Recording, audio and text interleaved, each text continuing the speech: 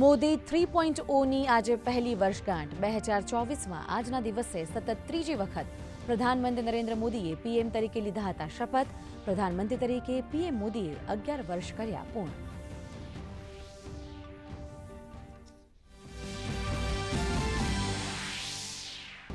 કેન્દ્રીય મંત્રીઓ અને બીજેપી શાસિત રાજ્યોના મુખ્યમંત્રીઓ આજે એનડીએ સરકારની ઉપલબ્ધિઓ ગણાવશે. જેપી નડ્ડા બપોરે 12 વાગે કરશે પ્રેસ કોન્ફરન્સ.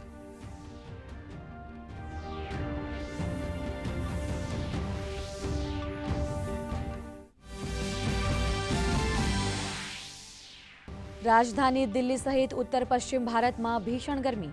આગામી 3 દિવસ લૂનું એલર્ટ. આંધ્રપ્રદેશ અને કર્ણાટકના કેટલાક વિસ્તારોમાં ભારે વરસાદની ચેતવણી.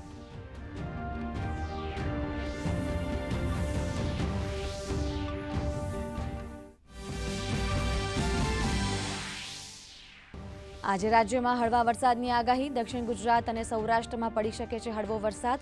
અનેક શહેરોમાં તાપમાનનો પારો ઊંચકાતા વધી ગરમી.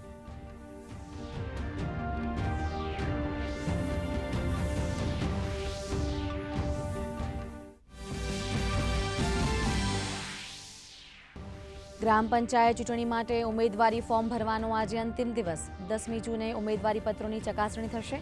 11 જૂન સુધી ઉમેદવારો પરત ખેંચી શકશે પોતાનું નામ.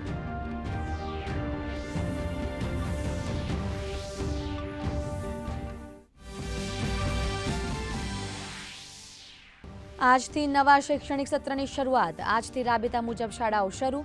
વિદ્યાર્થીઓના કલરવથી ગુંજી રાજ્યભરની શાળાઓ.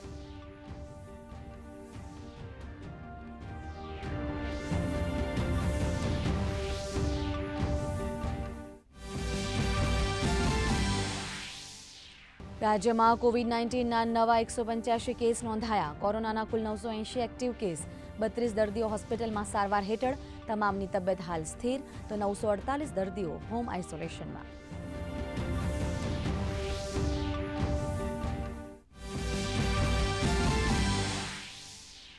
અમેરિકામાં ટ્રમ્પની ઇમિગ્રેશન પોલિસી પર બબાલ. લોસ એન્જલિસમાં નેશનલ ગાર્ડ અને પ્રદર્શનકર્તાઓ વચ્ચે અથડામણ. ડેમોક્રેટ્સે કહ્યું તણાવ વધારી રહ્યા છે ટ્રમ્પ.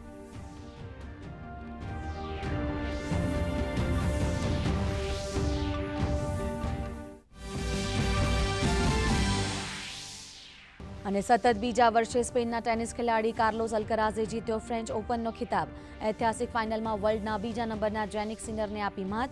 ફ્રેન્ચ ઓપનના ઇતિહાસમાં સૌથી લાંબી ફાઇનલ રમાઈ.